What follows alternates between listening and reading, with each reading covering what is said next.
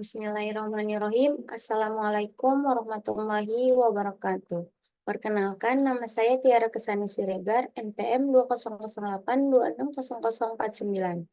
Di sini saya akan menjelaskan mind map saya yang berjudul hormon reproduksi. Apa sih hormon reproduksi itu?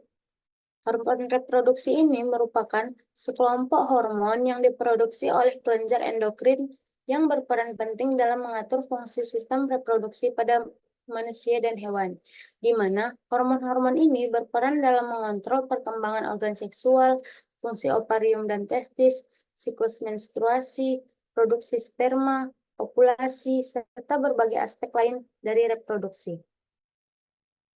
Selanjutnya, apa sih hormon reproduksi dan apa saja sih hormon reproduksi pada pria? Yang pertama yaitu ada testosteron, di mana hormon utama pada pria yang diproduksi oleh sel Leydig yang berada di testis. Testosteron ini akan bertanggung jawab atas perkembangan karakteristik seksual sekunder, seperti pertumbuhan rambut wajah, suara yang lebih dalam, serta mendukung produksi sperma atau spermatogenesis dan libido.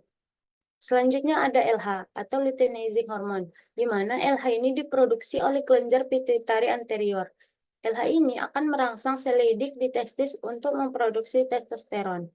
Dan yang terakhir itu ada FSH atau follicle stimulating hormone, di mana FSH ini diproduksi oleh kelenjar pituitari anterior. FSH akan merangsang proses spermatogenesis di testis. Setelah hormon reproduksi pada pria, kita akan ke hormon reproduksi pada wanita. Hormon reproduksi pada wanita itu ada estrogen, progesteron, LH, FSH, dan yang terakhir ada hormon chorionic gonadotropin. Baik, yang pertama yaitu estrogen. Estrogen ini diproduksi oleh folikel di ovarium. Estrogen ini akan bertanggung jawab atas perkembangan karakteristik seksual sekunder pada wanita, seperti pertumbuhan payudara dan regulasi siklus menstruasi. Selanjutnya ada progesteron. Progesteron diproduksi oleh korpus luteum setelah ovulasi dan oleh plasenta selama kehamilan. Progesteron ini berfungsi untuk menyiapkan dan memelihara endometrium agar siap untuk implantasi embrio. Selanjutnya itu ada LH atau luteinizing hormone, di mana LH ini diproduksi oleh kelenjar pituitari anterior.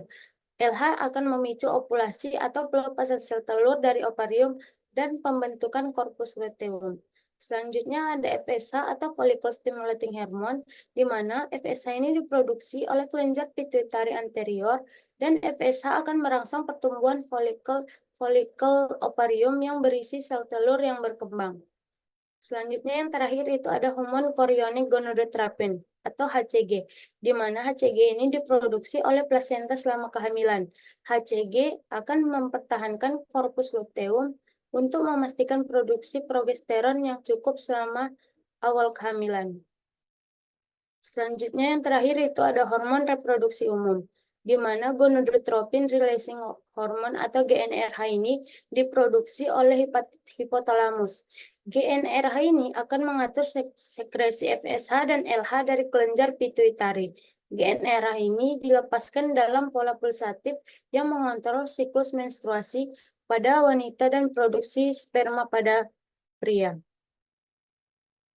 Selanjutnya yaitu ada hormon reproduksi bekerja dalam beberapa cara.